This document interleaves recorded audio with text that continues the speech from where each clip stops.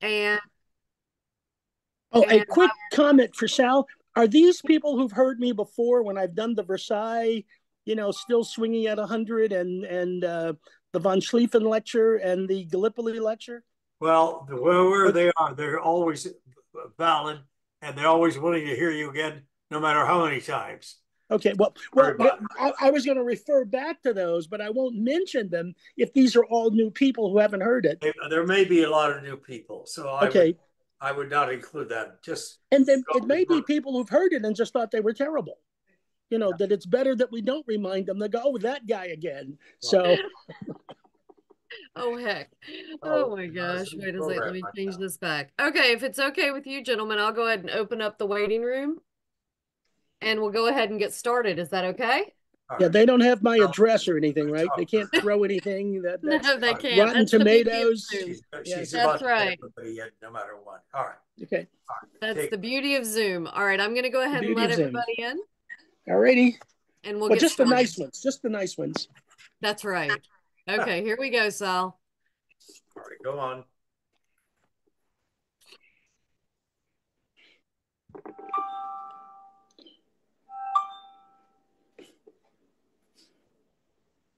Okay. Like, all right, looks like we might have everybody here. Good morning, or afternoon, depending upon where you are joining us from. I am Shelley Altieri, the administrative assistant for the World War One Historical Association. On behalf of the association, I welcome you to the monthly meeting of the Bay Area chapter. I will be managing the meeting and monitoring the chat, but please hold any of your questions for our speaker until the end. A couple of administrative reminders. We will be recording this meeting and uploading to our YouTube channel in a few days. Please remember that membership renewals will begin again in November, November 11th for the next year. And if you would like to participate as a future speaker, please email Sal.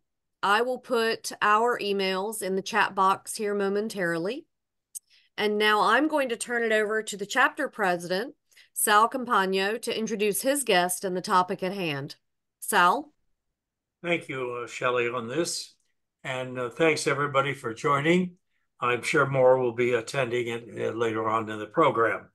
Now, it's my honor to introduce Professor James Armstead, who has been on with us before. He talked about issues about Versailles before. And it's my honor to know who he is. He never gives a dull performance. His amazing background is.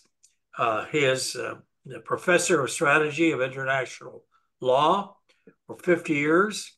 He's attended many universities, far too many for me to list, including abroad in France, London, Poland, Austria, the Ukraine, the RAND Corporation, working with the Department of Defense. He's got his degree from the University of Illinois and DePaul University.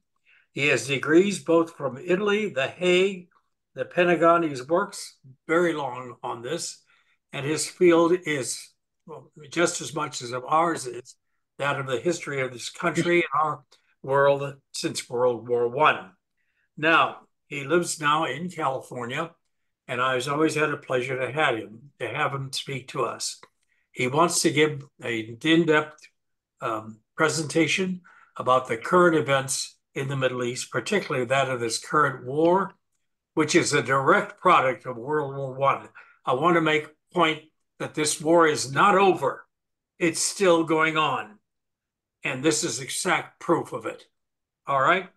So I would like very much to hear his comment about this Hamas and the Israeli war and its repercussions globally and how it began, how it is affecting us to this very day and beyond. And I know a number of you will have questions. I have a whole host of them for him, but let's hear his presentation now. So, Professor Armstead, it's yours. Thank you, Sal. After after that introduction, I must tell you my father's comment on my career was that he's a nice fellow. It's a shame he can't hold a job. He keeps moving from time to time. Well, good morning, everyone. Good morning. As Sal mentioned, I have talked to you before. I did a talk about 2 years ago, I believe, Versailles 100 and still swinging, which generally covered this area. That is all of those places and things that Versailles did or didn't do.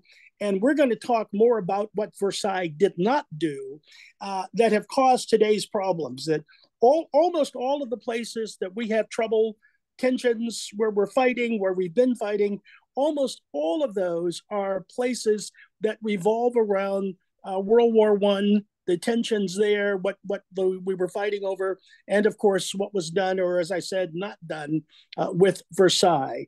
I am probably, we realize that this is the World War I Association.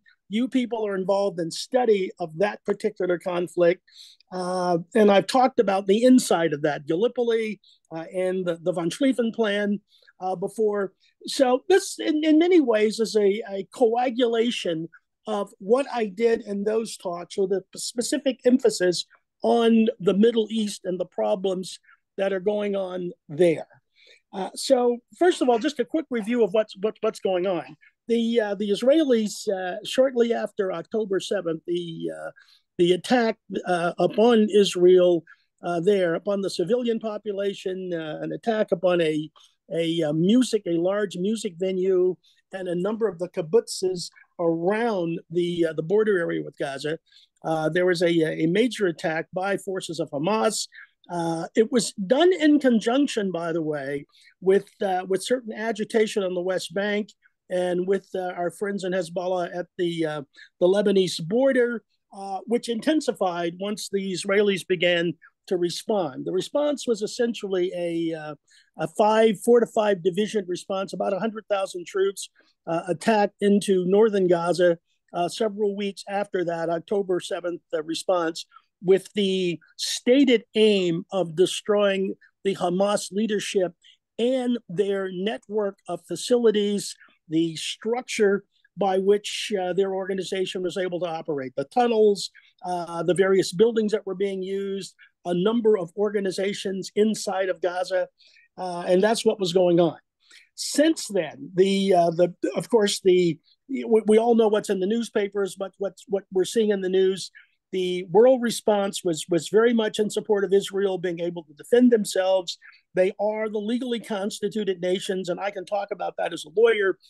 What makes Israel Israel, why it's a nation, although people argue that issue even today, which strikes me as rather interesting when one looks at the history, because it's very clear. And then, of course, what's going on politically inside of Israel, the agitation with the Palestinians, the failure of a two-state solution, which is what was originally proposed 1946, 47 with the UN resolutions. And of course, the sorts of things we are seeing in the political response as the world in many ways has changed, unofficially, has changed its position from supporting the Israeli response to initially criticism that response was a bit too vigorous in terms of violating the necessary protections for civilians related to the combat, moving people around from a safe area to an unsafe area. If one can talk about that in a 22 by 5 mile territory that's the most densely populated urban areas in the world, what can you do to protect civilians? What the requirements are. There has been a certain proposal by the United States that if we didn't like what the plans were to protect civilians, that we would, after a report by the State Department, that the president would decide, as was done about 24 hours ago, not to give certain heavy weapons for the next response, which will be into the southern part of Gaza, into the Rafah region. I suppose that's a sort of a thumbnail sketch of what's happened, what's going on. And I don't want to spend too much time in that, but we're certainly all familiar with the modern circumstances, what's gone on, the 56 war, the 67 war, the 73 war, and of course the various incursions into Lebanon, the Sabra and Shatila fights, at the end of the 90s and the beginning of the 2000s, and the escalations and de-escalations in between that's led us to where we are. I would start off by quoting Clausewitz, because I think in the Arab-Israeli conflict generally, we have really the place that we can see where war and politics come together. Warriors that I have known over the years constantly tell me, and my friends in the Marine Corps, more than anybody else, if you would just get the damn politicians off our back, we could win the war. Let us do this. It's a conflict. We know what we want, which is victory, and we'll charge ahead and get that done. And of course, the politicians are always, as Churchill once said, I don't know how what the enemy feels about our generals, but they certainly, the politicians feel the war is political. And it's something that you only need the military for in surgical uses, that where you want them to do something with force, with kinetic energy, we get the Army, Navy, Air Force, Marine Corps, Coast Guard, missile forces, whatever it happens to be at the moment needed, that we use them to initiate a mission to accomplish a particular set of goals, and then we bring it back into the political realm. We solve the problem with politics. Clausewitz says war is a continuation of politics by another means. We also have the definition, war is endemic to the human condition. The human civilization is a condition of community. Tension over sharing power naturally brings about conflict. That's a quote from something I wrote. And I think we need to understand war and politics are interchangeable. They're in a continuum. We need to think about them on a continuum, given what I'm talking about today and how we look at this problem over the past 100-odd years or so.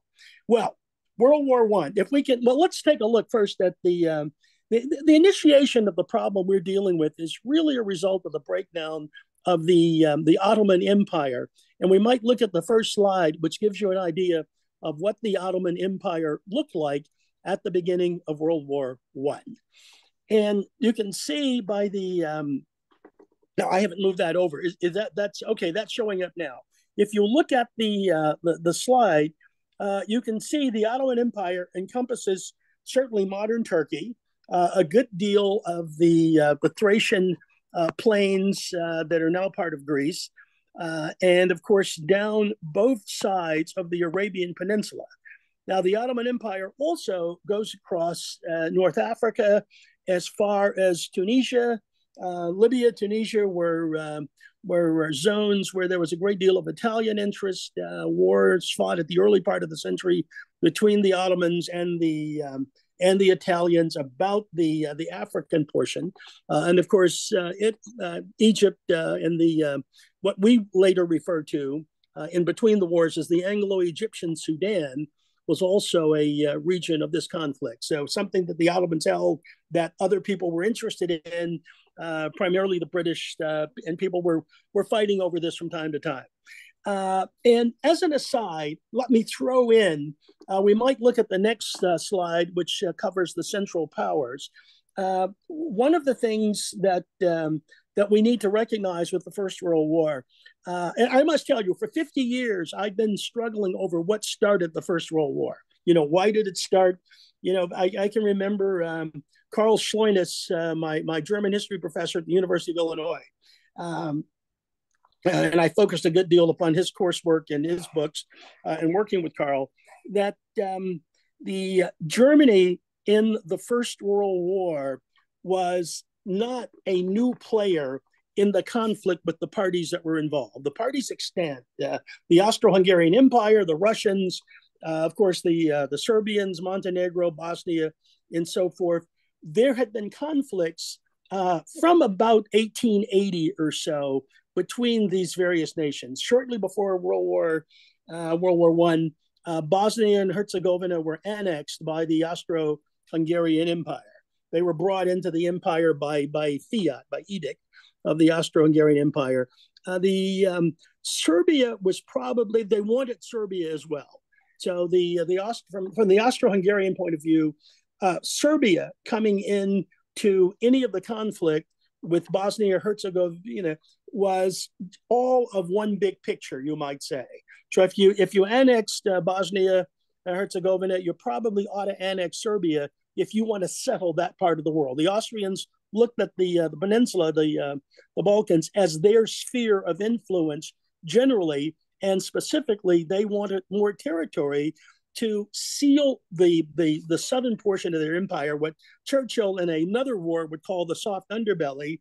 They certainly saw that because of the morass of ethnic populations within their empire. When the Austro-Hungarian General Staff issued an order in 1914, it had to be done in 14 languages. So we talk about diversity, inclusion, equality. Let me tell you, there's no place that needed that more than the Austro-Hungarians, and they tried. They certainly worked on that within their empire. Parts of Poland, parts of the Ukraine were involved in that, and defending against what they saw as their major competitor, the Ottomans. With modernity being on their side, they were progressively moving south, progressively dealing with the Ottomans, who were receding in terms of power. The Ottomans had not modernized their military forces in such fashion as to be after Crimea, the Crimean War, into the 1850s. They had not modernized in such measure that they were going to be able to compete with European powers. Our what we call gunpowder empires, the Mughals, the Ottomans, the Turks, our gunpowder empires went so far with the integration of technology into their military arms and, of course, into their economy, modernizing to an extent, but they seem to have stagnated a bit before the turn of the century. I mark about 1880 as their high point, that from that point on, they were receding in power, receding in influence, receding in effect. Now, our Polish scholar would argue with me and say that John Sobieski in the 1680s at the Siege of Vienna, when it was defeated, that was the place where we mark the Ottoman Empire as beginning to recede in terms of its power. So I don't know, somewhere between 1680 and 1882, I suppose that makes a lot of sense. Arguments could be made for both, and I would accept either as points if one wanted to make a date certain as to when it was, but it certainly starts in the 1680s with King Sobieski, King John, and by 1880 it's pretty clear. Lord Curzon in the 1890s refers to who's the British Foreign Minister, Minister for Colonies, a very busy fellow. In addition to being quite interested in Winston Churchill's mother, but that's another story which I won't get into this morning.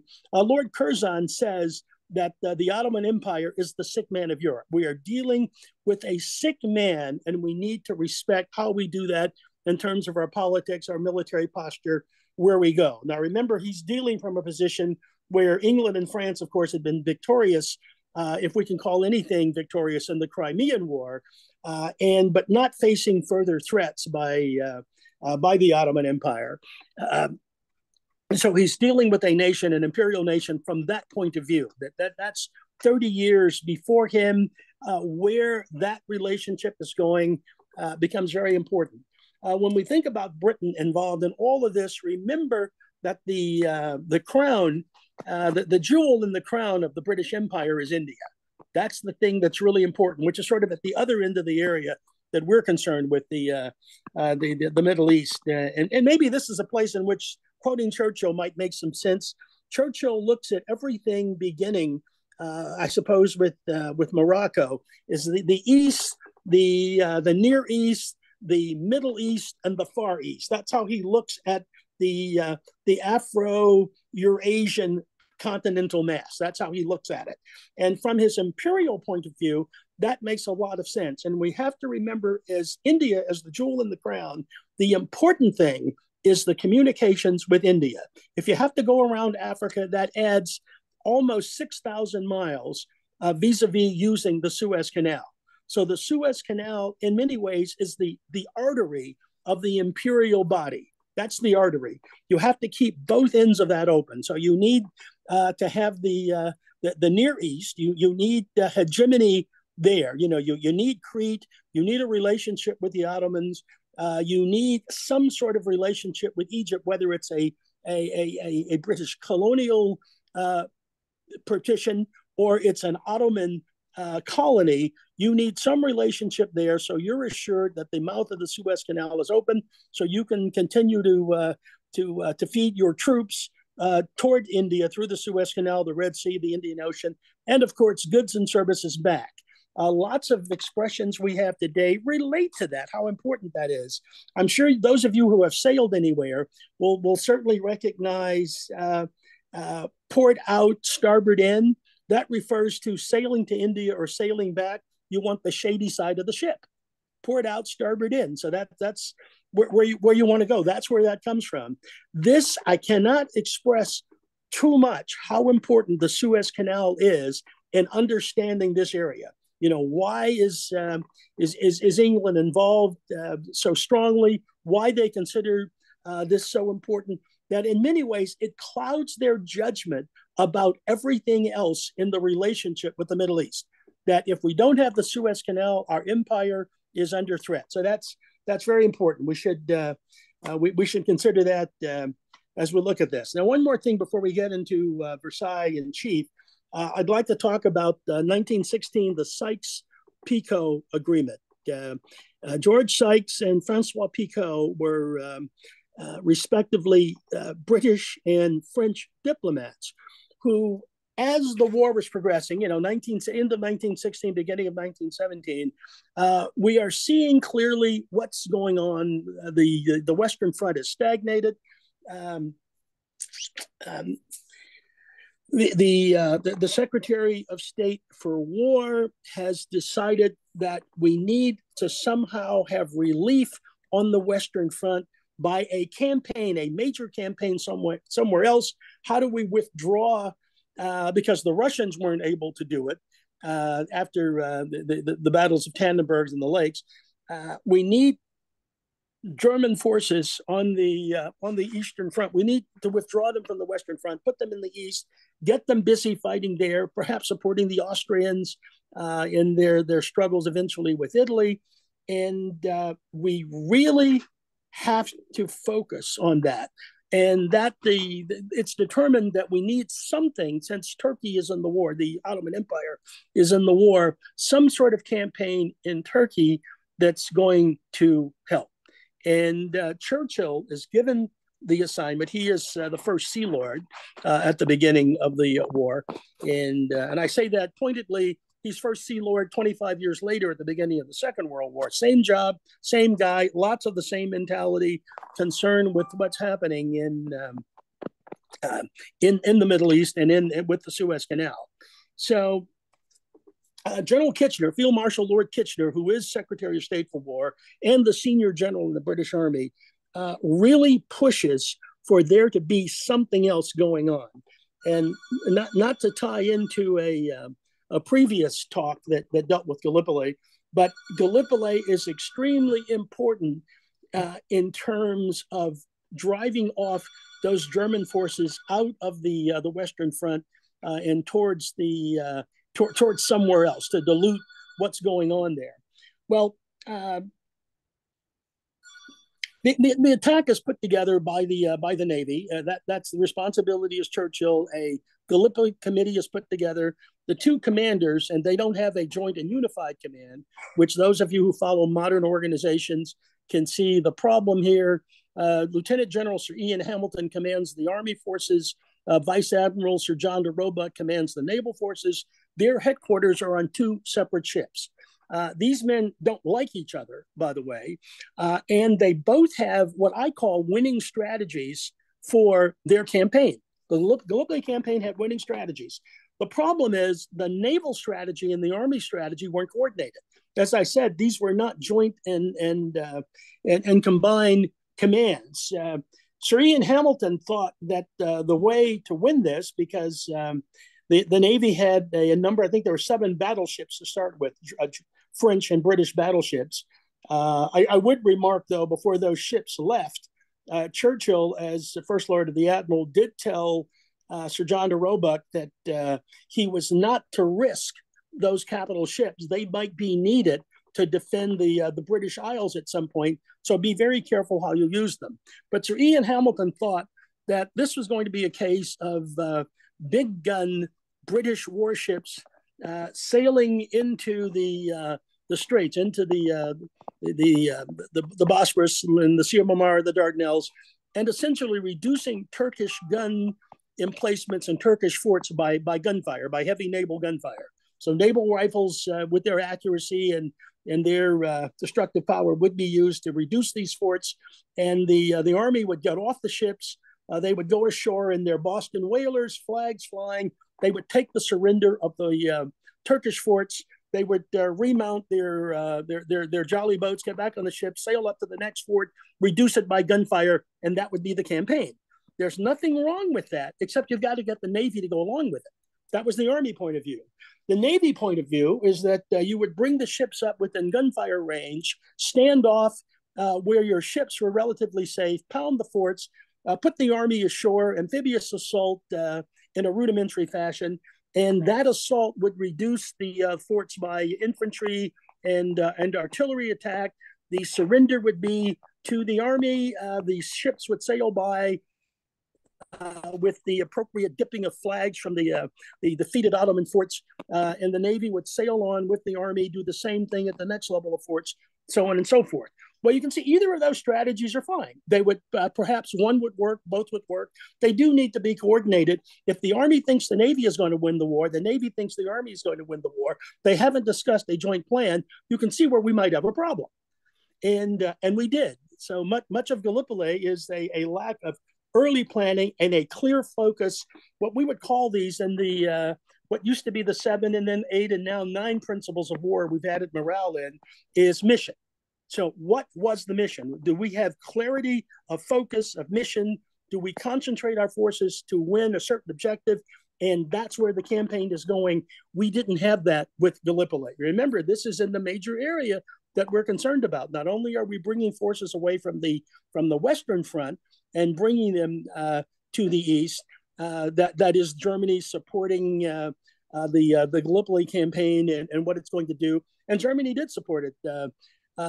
Lieutenant General, later Colonel General Sanders, a German general, is placed in charge of the about 60,000 Turkish troops defending the Dardanelles. So, we certainly have the Germans focused in that direction and giving support, aid and succor, as we would say in the history books. There was a small fleet in the Sea of Marmara. 3 of the ships there actually had German crews because the Ottomans had purchased these ships from Germany before the war had started, and there had not been time by Gallipoli, starting in 1915, there had not been time to transfer Turkish crews to those ships. So German crews are actually still on 3 of the capital ships that the Ottomans had purchased. Well, Versailles, what happened? The war's fought. We fight. We fight in the east. We fight in the west. The Bolshevik, well, first the Menshevik Revolution, then the Bolshevik Revolution occurs.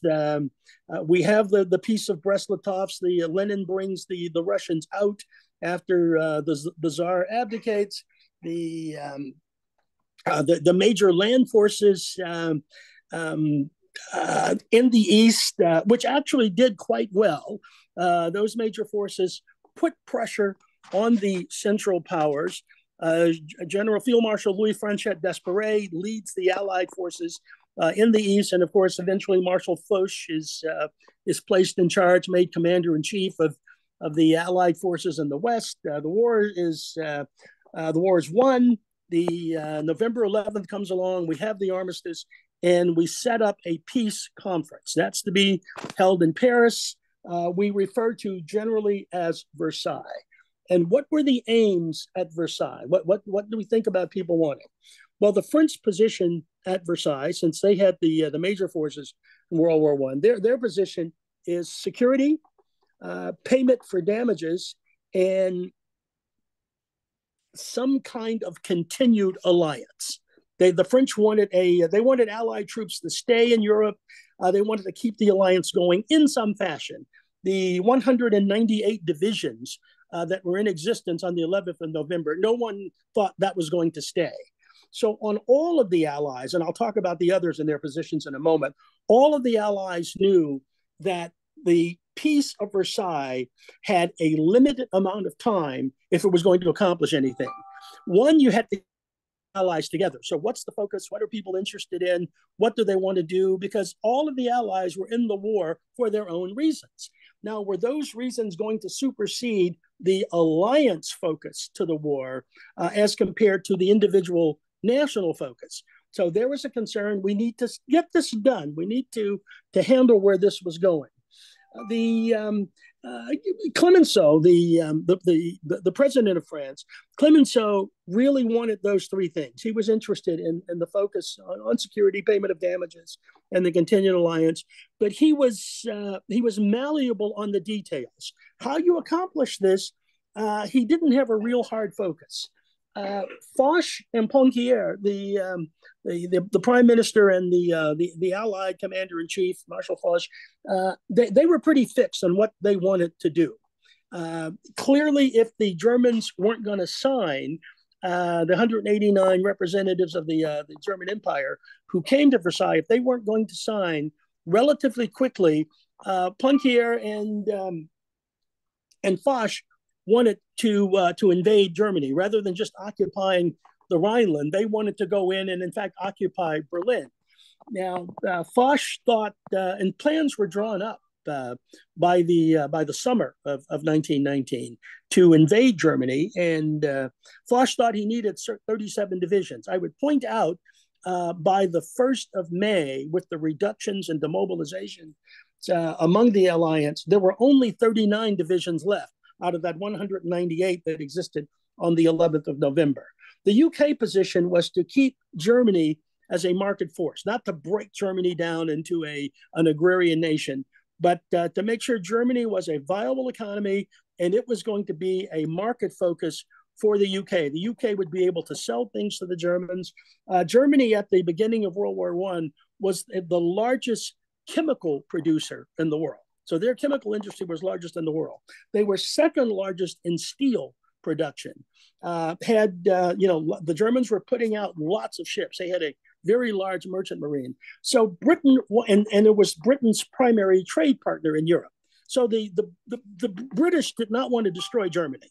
They wanted Germany as a market partner. They wanted them as to purchase, and they wanted to be able to buy things from them. They used the British commerce. The khaki dye at the beginning of the war on British uniforms, if you will remember, we start with the French in blue uniforms and red trousers in the infantry, the Belgians in dark blue uniforms and trousers. Well, the dye for Belgian, French, and British uniforms, the khaki color, the blues, the reds, that came from German dye manufacturers. That came out of the German chemical industry. So these economies were inextricably intertwined in terms of working together.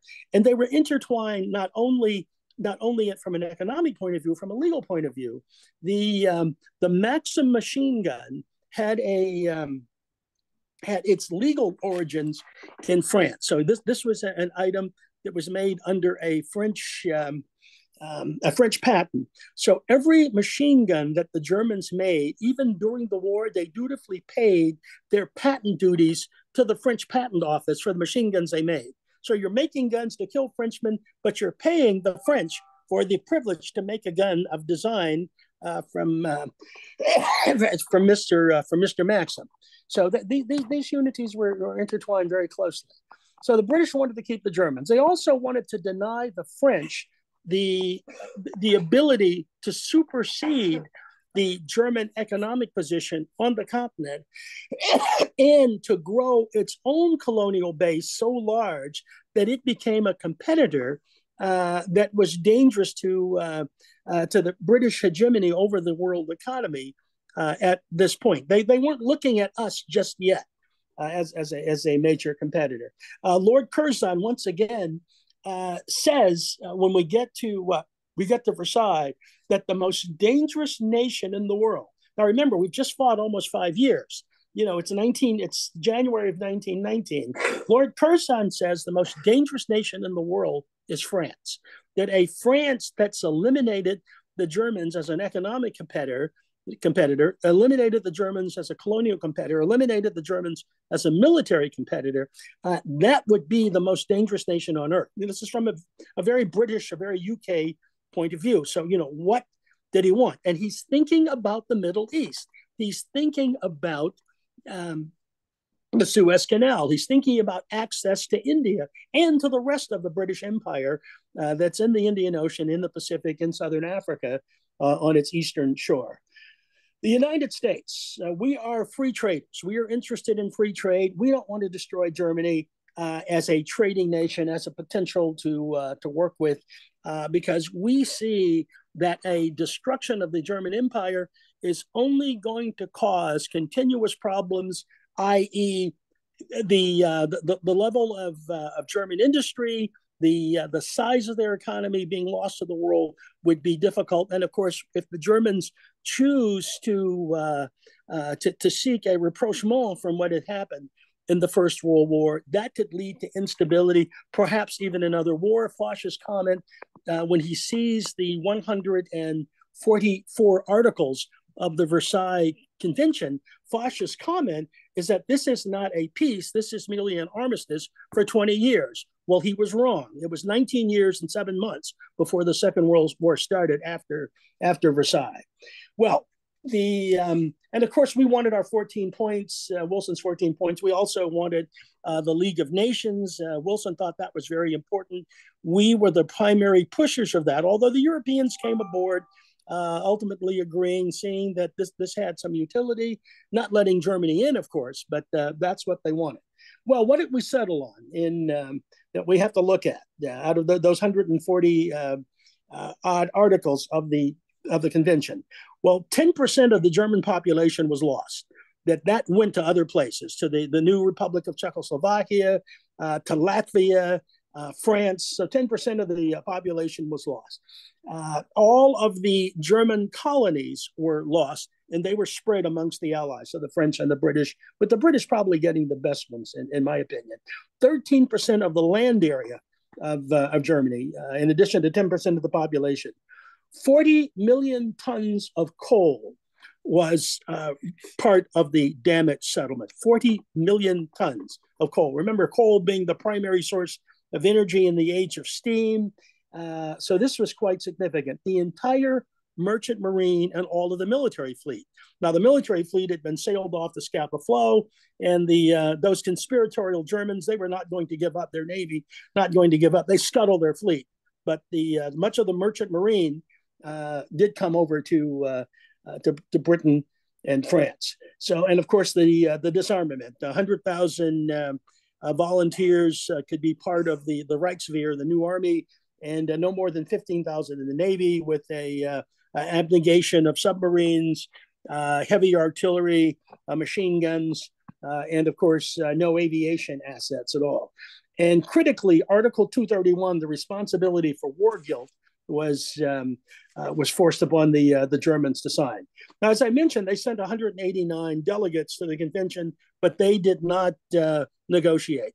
They did not negotiate. They were essentially told by June, they got there the 6th of May, they got to Paris the 6th of May, they were told by June, you sign this or we'll invade.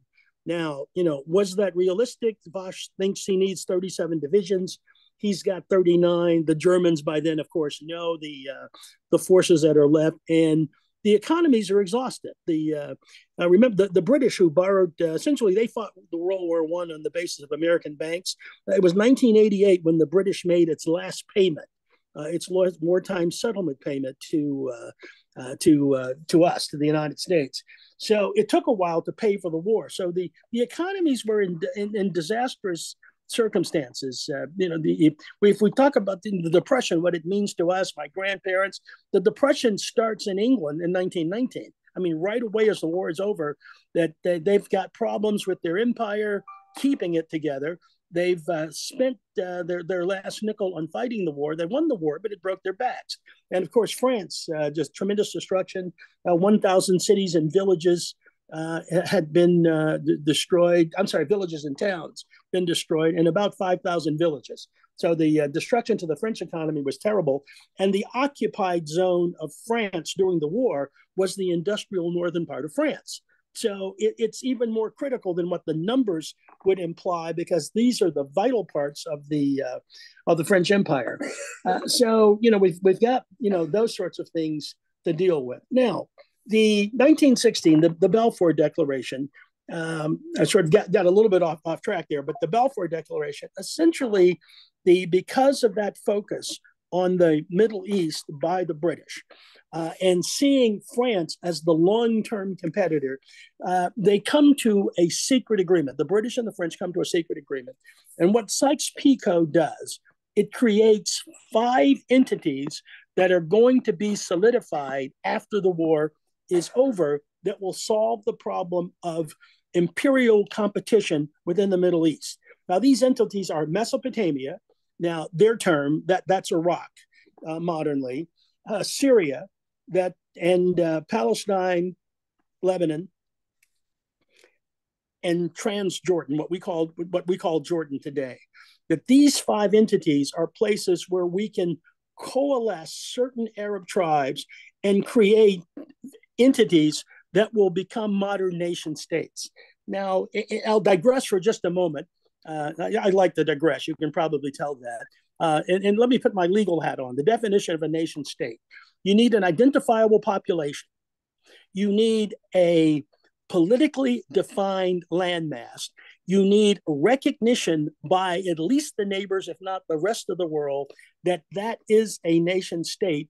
And you need a rational nexus, that is, some relation between that identifiable population and the politically defined landmass. Now, the typical one is history.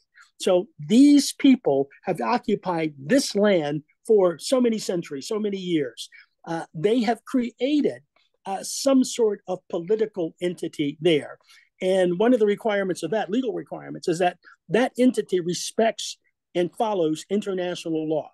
So you need those 4 things to have a nation state. So Sykes-Picot recognizes that there may be, because those things did not exist that I've just talked about, Sykes-Picot recognizes that these are places where we may be able to build modern nation states. Now, they didn't care that the existence of the 4 requirements for nation statehood weren't there. One, they didn't care because they wanted those areas to be part of their colonial empire. Now, they weren't going to call them colonies. After we fought the war, we have Wilson's 14 points. We certainly know that as an international entity, as an intellectual proposition, we know that the ideas of colonies are really passé, that you're not going to get new colonies. You're not going to create more colonies. Occupation by conquest, I have this by right of the sword. We were moving on for that as a species. The human species was moving on, and we recognized that we can't have that. However, under the League of Nations, we create a legal entity called the mandatory. And the mandated states, these particular states that were not, in the view of the Europeans, capable of self-rule, were going to be ruled until such time as these juvenile nations, these infantile nations, were ready to rule themselves. Now, typically, the infantile nations were those that were not European, those that did not speak a European language, those that had not copied a European form of government. And this was to the extent, for example, at Versailles, Ho Chi Minh was an unofficial representative of the Vietnamese people. He asked for several times for the opportunity to speak before the convention at Versailles, so that he could express the interest of the Vietnamese people under the 14 points for self-rule, self-determination, that this was a separate culture, and that you couldn't just look at the French position in terms of what they would have called at the time Indochina, but there were people there who had the desire for self-determination, their own language, their own culture, all of those things I've talked about that are requirements for the nation state, the political nexus between the people, the identifiable people, and the political entity of a landmass. He was not allowed to speak until the very end of the convention because several other nations were pushing that some of these colonial peoples be allowed to speak, typically those in competition with the colonial power that held those nations, and essentially ignored. It's sort of, you can speak for 5 minutes. Thank you very much. Now move on. We're really not interested. Indochina will be represented by the French, and that's that. Black Americans, for example, were at Versailles. Dr. W.E.B. Du Bois was there, representing that there was a colonial status existing in the United States for Black Americans that wasn't being recognized, and that there should be a provision that all races were equal, that people were equal around the world, in accordance with the 14 points of Mr. Wilson. Japan was a proponent that also be included in the 440 articles. And in many ways, Japan was very upset that it wasn't included. They felt slighted, as they had been an important ally. They fought in the Pacific. Japanese bottoms had transferred Chinese, over 50,000 Chinese workers to Europe to support the Allied cause. The Japanese thought they participated in the war, done a great job, been good allies, and they wanted this racial provision put in, and it wasn't done. And Japan held that against the Allies up until the next war. And in many ways, that was part of the separation with the Allies that led the Japanese down a separate road and joining the Pact of Steel 20 years later. So there lots of things were going on. We can't say too much about Versailles. Well, anyway, those 5 areas that Sykes-Picot identified, these are the places that obviously we now have trouble. So Transjordan, Jordan, Iraq, we spent 20 years in Iraq. And of course, along the way between the Second World War and 1992, the American invasion of the Gulf War, these are places where there has been political instability because they continue to be tribal. They continue to be tribal. Remember, as I said, the Sykes-Picot recognized these places did not meet the requirements, the legal requirements of nation statehood. They didn't meet the political requirements in terms of being people who identified themselves as nationals of a certain state. So even today, there are parts of and I, spent some time in southern Israel, spent some time in Lebanon. If you talk to people that are what I would call the rural population, the non-urban population, or perhaps if one of my associates from anthropology were with us, the tribal population. These are people you can talk to about instances of their lives, events occurring in their history, about their political organization. And when you ask them to self-identify, they will tell you what tribe they're in. They will not say, I'm Lebanese, or I'm Jordanian, or in the case of Saudi Arabia, I'm a Saudi, or I'm an Egyptian. That they are part, this pan-Arabism that we see at the turn of the century. T.E. Lawrence from Jesus College would talk about, who's one of the people who would made this term, put that into the intellectual facility of the time. That was something that outsiders saw. That is not something principally that Arabs saw as a great motivating factor. Now, the two important sons of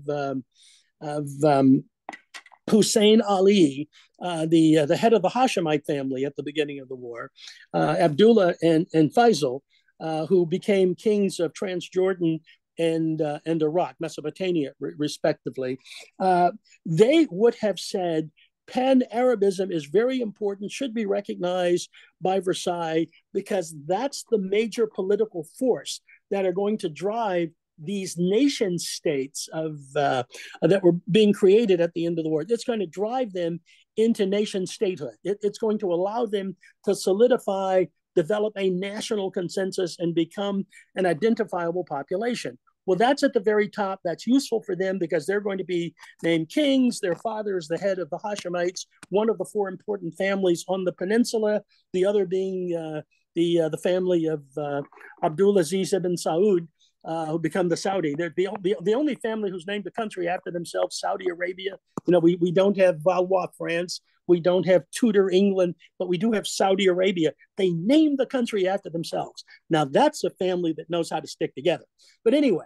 Can we see a map? Can we see a map of the Middle East, Jim? Yes. Shelley, can you pull that up? In fact, the 1941 map may be useful at this point. So as you look at the 1941 map, we can see that Turkey obviously is smaller than the old Ottoman Empire. Not the subject of our talk today, but obviously a series of wars were fought between 1919 and 1923 between the Ottoman Empire, Bulgaria, Romania, Greece, principally supported initially by an invasion in Samara, of the Greeks, supported by the Allies, that was to get Greece back some of the territory that the Turks viewed as ancestrally Turkish. Well, that developed from a small enclave on the shore at the Mediterranean shores of Western Turkey, into an attack that went all the way to Ankara.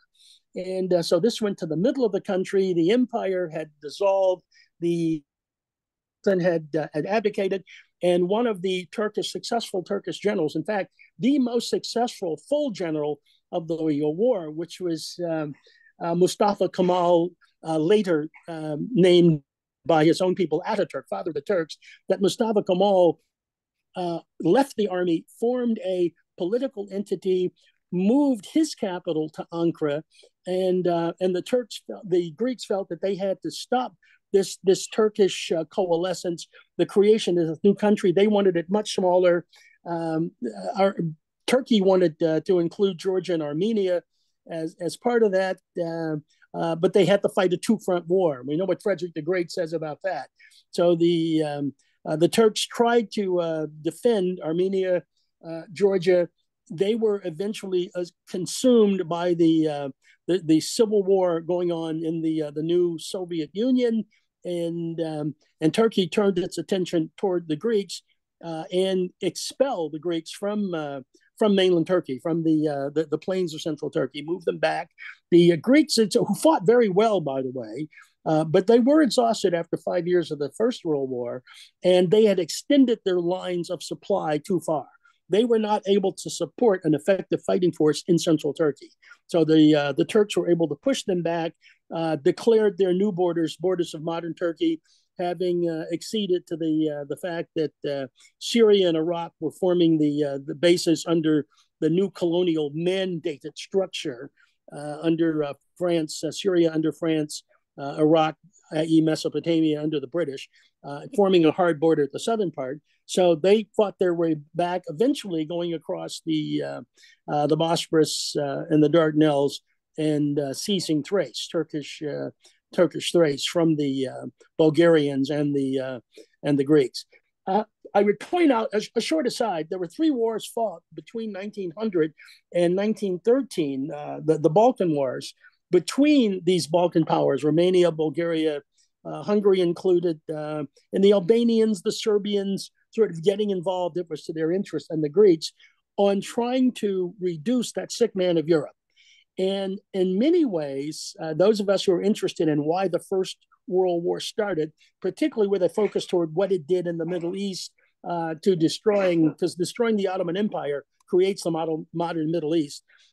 Those of us who are interested in why the war starts and how it starts, we need to understand these 3 Balkan wars involved these minor powers, and involved Romania, Bulgaria, Greece, Albania, Serbia. It involved them essentially attempting to expand their own political borders to encompass those people it assumed were part of their theoretical nation state. How do we bring these other people into the borders? Now, since people and remember, the Turkish Empire goes for 600 years, almost 700 years, that people had been subsumed. Kemal Mustafa, that I mentioned a moment ago, the leader of the modern Turkey, the man who created this, put it together. He was actually born in Thessaloniki. So one would say ethnically he's Greek. Well, he's Turkish, of course, but he's born within what the Greeks considered their nation state. He's born in a major city. And one of the reasons he became a revolutionary, he leaves the army, he leaves the political entity of the Ottomans, is that the Ottomans, in his opinion, rather freely gave up that part of Greece where his family was from. And his comment at the time was that I would dismiss every officer in the Ottoman army above the rank of major. How could they give up the land and the city where my mother and my sister and my friends and family live? So he considered this part of the Ottoman Empire he was loyal to, it had been given up. So, and he was not, my Armenian friends who are want to talk about the Armenian genocide, and of course, Armenians here in California are very powerful politically. This comes up all the time in discussions about the area. The Turks deny there was a genocide. The rest of the world pretty much accepts that somewhere around 3 million Armenians died under Turkish rule. This is primarily to the very far east of Turkey. And Ataturk was, Camille Mustafa, was one of the principal deniers of the genocide. He wasn't in Turkey during the war. He was actually in Egypt and in Libya, fighting and winning there, and wasn't part of the ruling establishment that allowed these people to starve, because once they were taken under the auspices of the Ottoman Empire, they weren't fed. They were essentially left out into desert conditions and mountainous conditions, and they were just allowed to die. So, but he actually had nothing to do with that. Wasn't part of the decision making apparatus, and of course he's defending Turkey at the time. Well, anyway, we've got a good deal more. I would just point out one more thing before we go to questions, because I'm sure you have lots. There are lots of things going on today, and we may want to talk about how they relate. But I would point out that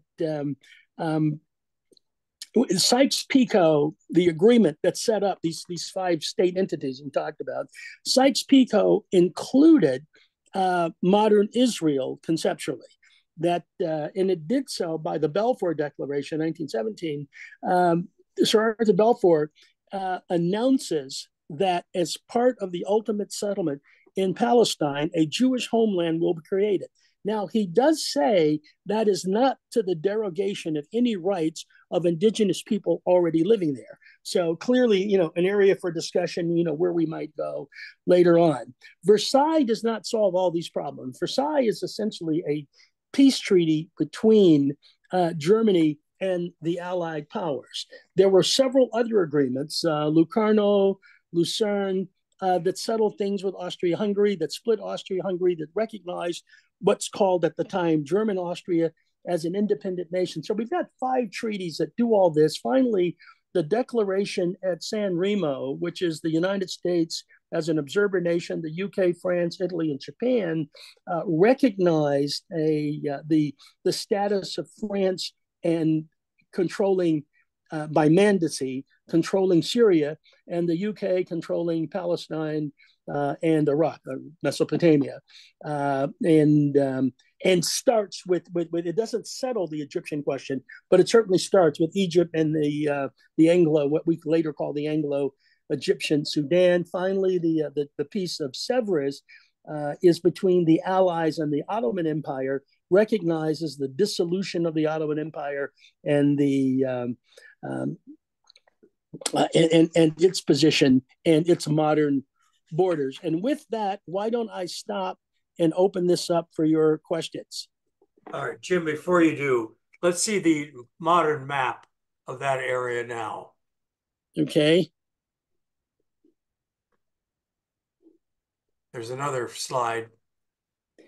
No, that's the other one. There we are. Okay, that's the Central Powers. Okay, there's the modern map. So what the Middle East, I'm sorry, this is the 1914, the empire. It's the 1941 map is that will suffice as that's pretty much the modern map, the 1941 map. Yeah. Okay, you can see what that looks like. As you said, there was no Iraq or even, Jordan or even, right. But there was an area called Palestine. There was an area called Palestine, a mandate. Palestine comes into existence in 1882 as a territory of the Ottoman Empire. So it's separate off from Egypt and from what we would later call Transjordan and, of course, the nation of Jordan. So it separates that off because the Palestinian people, the tribes that were there, were actually fairly modern. They built a railroad from Damascus to Cairo, which came through Palestine. Modern industrial, the rudiments of a modern industrial society was being developed. And of course, the Zionist movement was also bringing in talent and capital from Europe and the rest of the world to develop. But that was a separate entity. And of course, by the First World War, that came under the territorial occupation of the British, later recognized by the League of Nations as a proper mandate. And I would point out the British wanted to get out. They couldn't figure out how to do it at the end of the war. 1927, they literally threw up their hands and they threatened, we're going to leave. We just can't do this, but we don't want humanitarian crisis. So they stuck it out till the Second World War started. And it's why they were still there, because this protected the flank of their colony, Egypt. Egypt was a colony and the Anglo-Egyptian Sudan. So they needed to protect the Mediterranean flank of their colony. But they really wanted out because they saw this as a situation where Palestinians and Jews weren't going to be able to live together, and they didn't want to spend the money it was going to take to pacify it. I mean, it's a money question. This is all about how do we keep India? How do we keep the Suez Canal? And Egypt is on the way, and the flank of Egypt is Palestine, but it's really not something we want. I would recommend everyone to read a book by a man named David Fromkin called A Peace to End All Peace. It describes much of what Professor Armstrong is mentioning and how that happened. It's always been said that the trouble when they created the Palestine area and divided, making it into Israel, is that the original Palestinians needed a good lawyer to defend their point of view against creating Israel. But the situation is, if you would be kind enough to explain this, Professor, is will there ever be a solution to the Palestinians and the Israelis in that area? So I would say two things about that. The first one is that I appreciate the comment that the Palestinians needed a good lawyer. About 15 years ago, I was having dinner at the home of the Chief Justice in Israel. And I was there ostensibly to talk about the legality of putting up walls and fences. Sound familiar? Something, about our border that we later talked about. And I said to him, as a lawyer, I would think the Palestinians make a good client because the modern legal definition of Israel comes from a UN resolution in 1947 that allows for the creation of the state, that it also created a Palestine. So there already is a two-state solution recognized by the UN. The Palestinians just, they rejected it. They didn't take it. Well, we could go to the World Court. We could go to the General Assembly and say, look, as a lawyer representing the Palestinians, we're sorry. We made a mistake. We shouldn't have gone to war. We'd like to apologize. We will take our 51%. That's the nation of Palestine. To which the Chief Justice adequately pointed out that I had just arrived and been picked up by security people and brought into where I was staying and then brought to his house for this dinner with some other scholars and political people who were there. And he says, well, you don't even know how to get back to the airport to get away from here. Are you sure you want to volunteer to do this? So you have to be careful if you volunteer to be a lawyer for something. But the second part of your questions, what do I see in terms of working this out? Two-state solution if that's where we're going, or whatever happens. I'm going to answer maybe a slightly larger question. What do I see in terms of an immediate solution? I think Israel invading Gaza is a mistake. I think that's a bad idea. I lived in London. I was teaching at the University of London when the Irish Republican Army really discovered that if you block up 3 subway stations in London in the morning, you kill the city. that you can't move. That shuts down the entire subway system. Everybody's got to get off, find their ways of getting to work. The IRA had discovered an economic weapon that was absolutely effective against British politicians in terms of you forcing them to the negotiating table eventually. Well, what do you do when you're attacked? You have this vicious attack, violates international law. 1,200 people are murdered, raped, towns and villages are burned. All of these things happen. What do you do in response? Well, what we learned from the British in dealing with the Irish is that this is an illegal activity. It's a criminal activity. It's not war. This is not a focused nation state making war on you.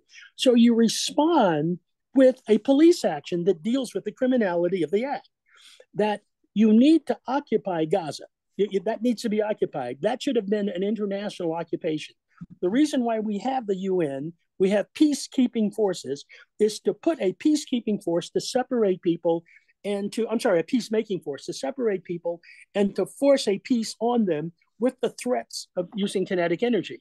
Then the Israeli police, supported by their commandos, can conduct their investigations. They can go in, go after these people, go find them, and bring them to either justice in Israel, in Israeli courts, send them to the ICC. Now, America, we're not members. We didn't sign the ICC. Having written 2 of the crimes for the UN that the ICC recognizes, the purpose of that institution is to deal with exactly these kinds of things.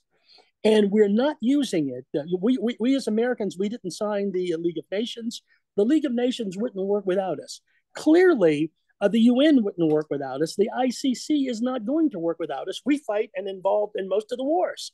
So if you're going to have something that services the law of war, that's going to recognize justice, and you're going to do it without the United States, that actually makes no sense to me. So anyway, a large international force, the Europeans, NATO, and we need some of our friends, our newly powerful friends from South America and the Far East. The Brazilians should be involved. The Indians should be involved. The Australians, what we call the Quad. An international force separating them and trying to institute a stable society. Hamas is a criminal organization. It is not a government. If you think of Hamas being elected, and in many ways, the PLO being elected in the West Bank, this is like 1932 in America.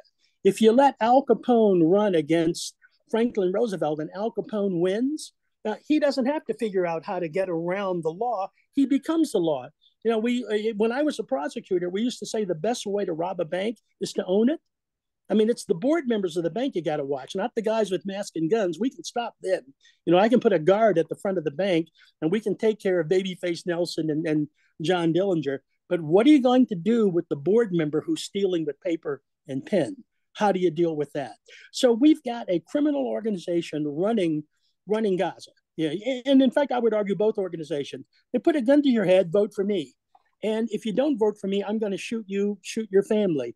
We're going to make war against our neighbor, and we're going to use this country as a base. And if you get in my way, we'll shoot you. It's a criminal organization. It has to be dealt with that way. You have to have enough kinetic energy in the country, but that shouldn't be the Israelis, because the argument will be by the Palestinians, by all the other Arabs, they only see things in terms of their own defense, not in terms of security for both countries, countries meaning the Palestinian people, and for the Israelis. If you only see security for one side, everything you do is going to be interpreted as supporting your particular entity. And I take the basis of my argument from Samuel Huntington, A Clash of Civilizations. For those of you who've read that, I sort of come out of that ilk. That if you've got I think as a good lawyer and the son of a good lawyer, that my father was a contracts lawyer, I can write an agreement to settle any difference. I can write it. If the two people don't trust each other, if they don't believe in the law that under which they live, and they don't believe in the document they sign, no document in the world means anything. So you're not going to have a peace agreement. You're not going to have an economic agreement. You're not going to have a diplomatic exchange that's going to solve a problem if the people basically don't trust each other and don't want peace. So you're going to have an outside force enforcing the peace and bringing democratic government to these places, bringing an organized bureaucracy, allowing for free elections so that we can work out what these states should be. This wasn't done at Versailles and San Remo. and Locarno and Lucerne, this wasn't done because imperial dictates overrode the political focus of the imperial nations that made the agreements and made those borders. And this particular place wasn't important then. Now, I happen to know, I had a revelation, about 10 years ago. Israel is not the promised land. No oil, no water. So if Israel had had water and oil in 1917 with the Sykes-Picot, or in 1923 with San Remo, or in 1947 with the UN Declaration, the borders and the solutions would be very different. That's probably more of an answer than you wanted. I answered a bigger question. I apologize, but it's a big area. Did that get where you want to go, Sal? Yes, and I only have one other comment, and I'm going to stop because I talk too much. And that is, we have been the support for Israel since its foundation. America is the real foundation for it and kept it alive all those years. We were the first nation to recognize Israel. We did it within 24 hours of their declaration. Right. All right. Now, Truman was right on the spot with that. All right. They know that we are supporting Israel militarily. Do you expect another September 11th sometime against us, possibly here? It's certainly possible. Remember I said my solution, make me God for 15 minutes? It would be an international intervention into the Gaza Strip and probably into the West Bank. We're going to have to deal with that and recognize, and that's worse. This is slightly less than 2 million people. It's 5.5 million in the West Bank. That if America acts unilaterally, then we will be judged for acting in our own interests, whatever that happens to be, something we want in terms of expanding our economy, our hegemony in that part of the world, or supporting our long-term ally, the Israelis in that part of the world. The solution has to be an international solution. We've got to bring everybody at the table. We need international intervention, but we also need the international community because we've got to recognize the borders and we've got to solve this problem. And this isn't something new. This isn't unique. This is exactly the problem that at the time Viscount Mountbatten, later Earl Mountbatten of Burma, this is the exact problem he had with India and Pakistan, and almost 150 million people had to be moved. And that's a much bigger number than it sounds today, because India had 700 million people, not 1.4 billion in 1947. People had to be moved. There were no way to create the new nation states with them participating in the negotiation and not wanting to be under the rule, hegemony, and aggrandizement of the other. That they needed a separation so they could have not only their self-determination, but they could have their independent sovereignties that they themselves as a people respected, to create the nation states that we as international, part of the international community, wanted to see. That's going to have to be done in Israel to make this work long-term. And we're not taking it seriously. It's going to cost money. It's going to cost money. There's treasure, there's national will, and we're going to have to put troops in the area you got to pacify the area. As my father would say, you got to get order before you can get anything else. You have some questions going to you, Jim. Jim? I think they're printed. Go ahead, please. Jim, or Salvatore, thank you. Yes, sir. James, that's been a great presentation. Thank you for the insights on how the Versailles Treaty played out. I'm Jason Altieri, by the way. I want to ask, and I hate counterfactuals, but it's important to understand what were the alternatives to the Versailles Treaty that were put forth, and who were putting forth those alternatives, and why what reasoning were those alternatives not accepted? Thank you. Okay.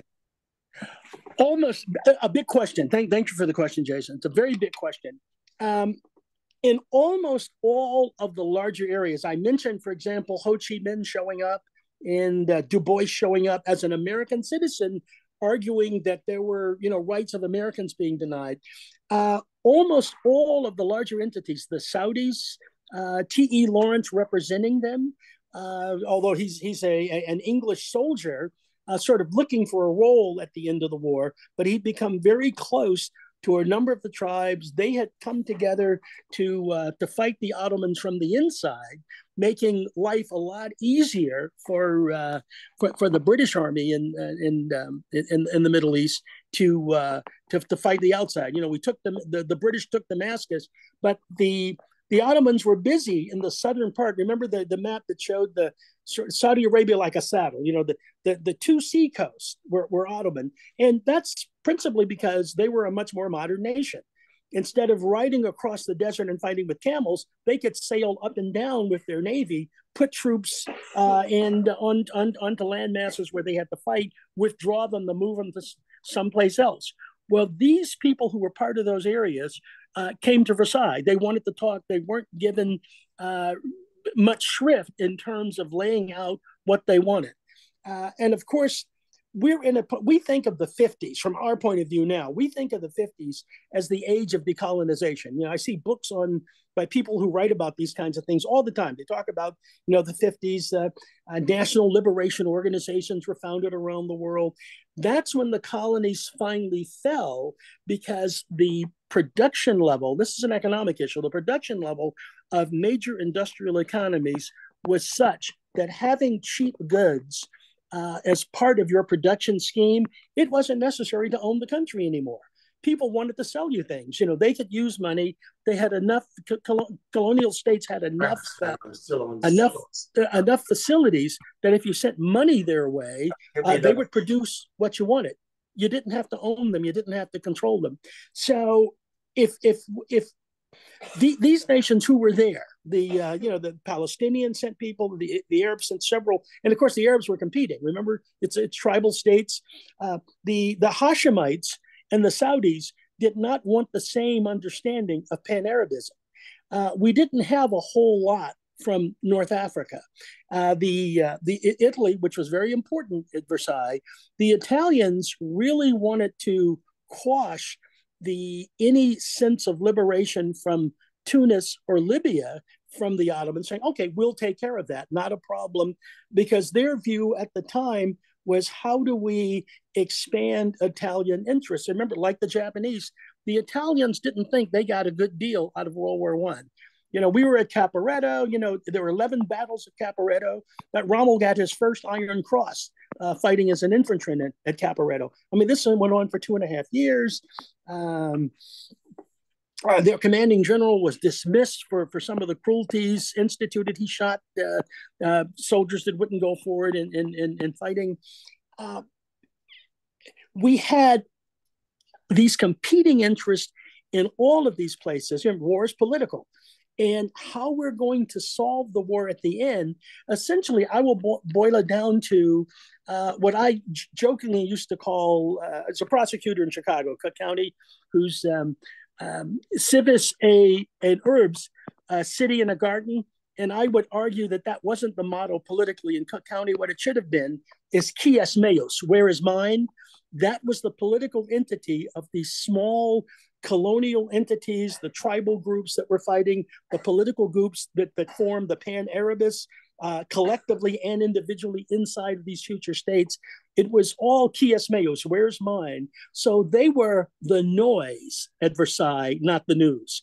And as noise, you're not going to get anywhere when you've got 4 big states who've spent billions, hundreds of billions of dollars, who lost collectively somewhere around 2 million military with disease and fighting, and several millions of civilians, and billions, hundreds of billions of dollars in their industry, and the opportunity costs. While we were busy fighting and spending money, what would the industrial world have done? What could we have done with that money?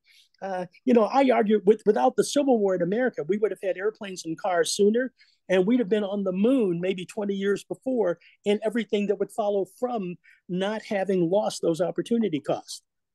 So kind of a long answer, but that's how I see that. Yeah, no, there are people there from everywhere. Yeah, no, and thank you for that answer. That really validates the way that at least we approach this from the War College perspective. And thank you for mentioning the Japanese, because they really get a short shift on the Versailles Treaty. And unfortunately, that comes back to haunt both the British and American empires 20 some odd years later. So thank you for that answer. Yeah. You're quite welcome. Other questions?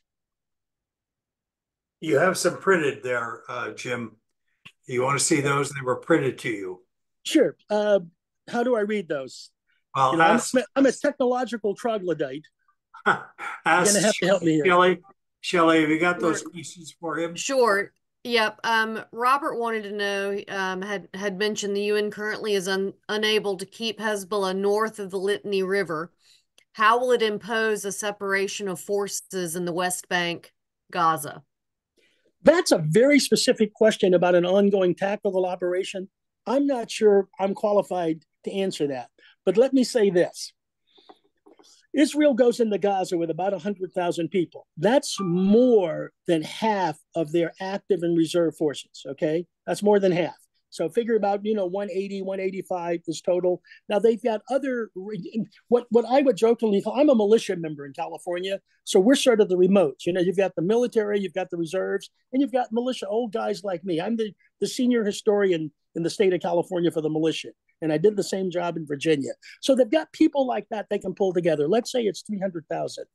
You would certainly expect, and the Israelis are strategic thinkers, you would certainly expect from an Israeli point of view that strategically, if you're busy fighting with more than half of your army on one border, and you've got a correspondent, I won't call him an ally, Hezbollah, they do their own thing. I'm not sure that either Hamas or Hezbollah takes direct orders from the Iranians. That I think this particular attack, it was done on their own. They decided to do it now. Did they have Iranian help? Absolutely. Weapons? Absolutely. Are they taking direct orders for them? I think they're much too disparate an organization to have that kind of coalescence. I mean, I've worked at Allied headquarters where we've agreed to do things together, where we're legally constituted, and we come together with 14 and now 32 separate cultural points of view, separate tactical problems, separate strategic outlooks. Having anybody fighting together, organized, is really a problem. That's a problem. And we've recognized this for a long time. Our greatest thinker, in my opinion, Fox Connor, who was Pershing's G3, probably understood alliance warfare better than anybody at the beginning of the 20th century. One of the reasons why he worked on Eisenhower's education as a major, that he thought Eisenhower had the kind of personality that would work well in alliance warfare, gave him lots of history to read, worked on him down in Panama.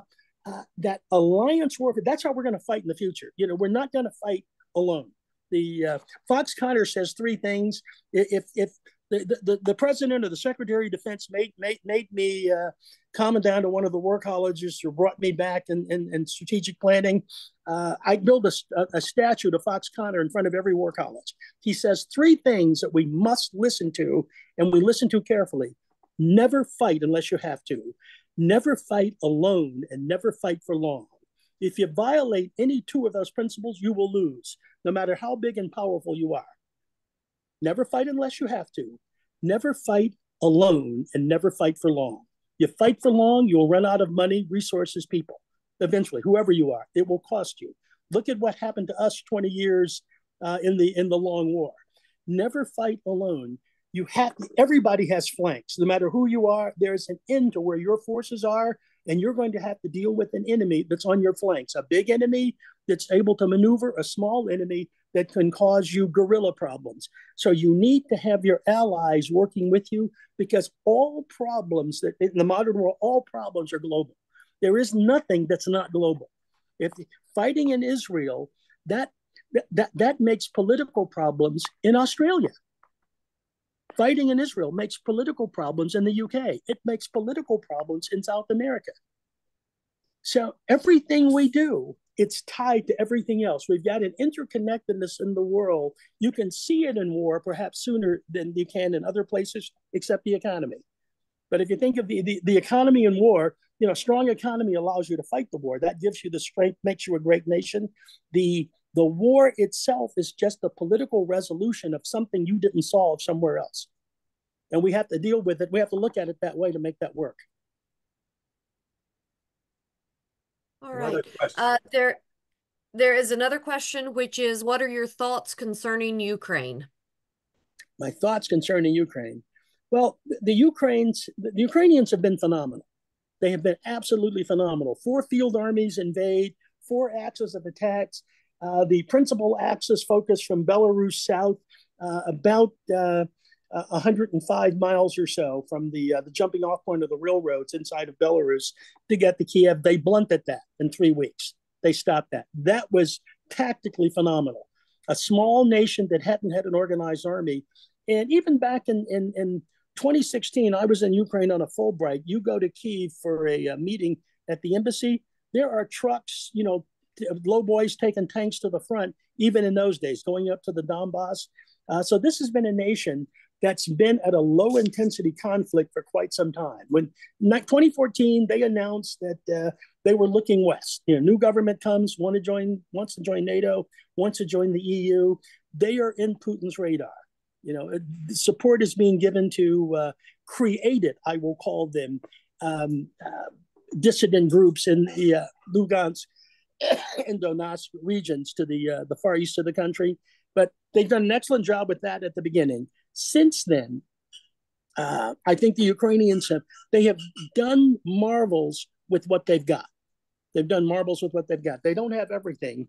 And their strategic point of view is limited by us. And in other words, we're holding them back, thinking intellectually. The focus of the Allies has been carefully not to aggravate the Russians so that we raise the level of war, it becomes international. Okay, that's strategic where we're coming from. And the way we do this is by giving the Ukrainians enough support, politically, militarily, economically, so they don't lose. You can't win that way. If you're going to fight the war, you have to be able to fight it in such manner as you win. If the Ukrainians don't win, there's no Ukraine. I mean, it's as simple as that. They don't win, there's no Ukraine. The Ukraine is important to us. And that's what I've got to say about them and how well they work. The reason why the Ukraine is important, when I was a young tanker, we used to talk about the West Germany and Czechoslovakia being the dividing line between East and West, that this was the frontier of freedom. This is where we had to demonstrate our resolve. This is where NATO had to function and focus, because we were going to fight on the North German plate. That was going to be where the war is. Well, the line between East and West has moved. That line, physically today, it's on the Dnieper River, but it's the border of Ukraine and Russia. That's the frontier of freedom. That's the line between the values we want to support of democracy and of freedom, and the freedom to interact with the rest of the world. That's where it is now. Now, in addition to that, and in light of today's talk, where we're coming for this, strategically, the Ukraine is not only the intersection east-west, it is also the intersection north and south. Everything south of the Ukraine and that part of the world is unstable. And I would argue even the Saudis, with all of their money, with their government, there's an instability there that's suppressed by the money. You can give the people economic aid, you can give them universal health care, you can do all of those things, but they're not free to make their own choices. As they develop economically, there are going to be political tensions. Why don't we have more freedom? Why can't women drive? All of those things that the current crown prince talks about, but he doesn't want you to do it a separate way. There's only one way to these new things. That's his way. That even there is that level of tension. And certainly Africa, we've seen in the last 3, 4, 5 years, the democracies have been pulling back, strongman rule. Once again, the tribal world exudes out of these new places because you've only had 1, 2, maybe 3 generations at the most of an anti-tribal, pro-national democracy movements that dominate the political entity, that you have the instability there we have to worry about. And in many of these places, we've pulled back. I work with the South Africans, and I've recommended a global stability studies program for a number of their universities to train senior military officers, something at the War College level, and senior Ministry of Foreign Affairs people. And one of the reasons for that is that if we disengage from the rest of the world, you can almost see the United States pulls out, either physically or its interests. These tensions that are just below the surface, and particularly the tribal world, they emerge and begin to cause democracy so much trouble that either you have a strong man take over, or you move to the left and have destruction of the society, and countries break up. that was an answer a little bit bigger than the question, but that's how I see that. All right. If there are no more questions, we're approaching the period of, I say mental exhaustion, but there's no way I could compliment you more than saying you did a brilliant job, Professor Armstead, and we look forward in the future, because I know we're going to ask you to come back. 2 more cards, Sal. Pardon? I had 4 cards. We only got to 2. Oh, all right, go for it. Go for it. Go for it, man. I've got time. All right, what's those 2 cards? Oh, the 2 cards deal with, what goes on in those other agreements. And of course, later the Treaty of Montreux, where Turkey controls the Sea of Marmara. So in peacetime, it's international water. You can come through, all civilian ships. In wartime, Turkey can cut you off. That's been very important to protect the Ukrainians. So the Black Sea Fleet, which has essentially been denuded, it's 2 of its 5 troop transport ships have been sunk or damaged beyond use. The flagship has been destroyed, and another guided missile cruiser damaged. And the fleet, the principal portion, the fighting portion of the fleet, has been withdrawn back to on the other side of the Sea of Azov, to Russian port facilities, which aren't nearly as good as Sevastopol. That's been able to be done by the Ukrainians because the Turks can make this a fair fight, in the sense that you can't bring any more in. You can't bring things from the Baltic or from the Pacific Fleet to support the war effort. As long as that's going on under the Treaty of Montreux, Turkey can close off the straits, and it's done so. Maybe the most important thing Turkey's ever done in NATO. They wouldn't let the 4th Infantry Division come through twice. So I question their support of the alliance. But, once again, as I said earlier, when you have an alliance structure, everybody is in with its own tactical interest to protect and its own strategic interest to focus out and where they're going in the future.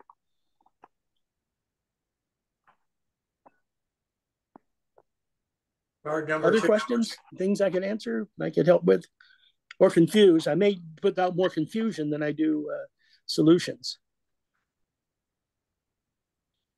No, Jim, I appreciate this immensely for what you've done for us.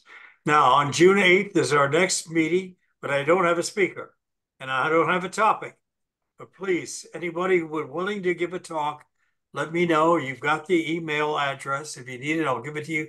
It's compagnosal@gmail.com. But let's all give a great applause for Professor Armstead for keeping us alive and deeply interested in the current events of the world. Thank you very much, Professor. Take care. Thank you, Sal. My pleasure. Bye, everyone. Thank you, everyone.